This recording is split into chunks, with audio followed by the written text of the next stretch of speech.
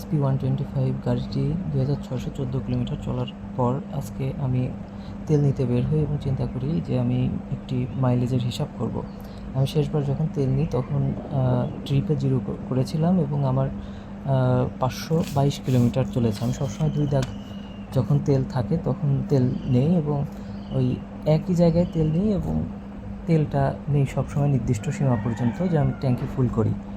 তো তেল নেওয়ার পরে আমার তখন 2 কিলোমিটার যেহেতু পথ, আমি মোট ট্রিপে 0 করার পর শেষবার তেল নেওয়ার পর থেকে 524 কিলোমিটার চলে এবং আজকে আমি 1050 টাকার তেল নিই, যেটা 8.49 লিটার তেল হয় আর কি আমাদের এখানকার হিসেবে।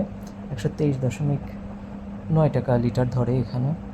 তো সব হিসাবের পর আমি দেখলাম যে 524 কিলোমিটার ভাগ 8.49 লিটার আর কি, পার লিটারে 61.86 মাইলেজ আমি পেয়েছি এবং মিটারে সবসময় 71-72 এরকম দেখায়। তো আমি মিটার রিডিং এবং আমার অ্যাকচুয়াল মাইলেজের মধ্যে 10 কিলোমিটারের পার্থক্য আমি পেয়েছি। তো এটা আমি আমার অভিজ্ঞতা শেয়ার করলাম। আপনাদের কোনো প্রশ্ন যদি থাকে, আমি একেবারেই নতুন রাইডার, তো আমাকে প্রশ্ন যদি আমার কাছে কোনো কিছু থাকে তাহলে করতে পারেন SP125 সম্পর্কে, এবং মাইলেজ এর পরে যদি টেস্ট করি কোনভাবে করলে ভালো হয় সে সম্পর্কেও বলতে পারেন।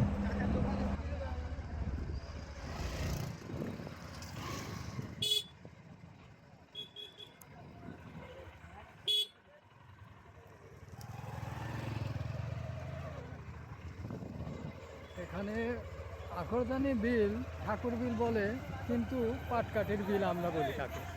কারণ এই এলাকায় এই এলাকায় প্রচুর পাট চাষ হয়।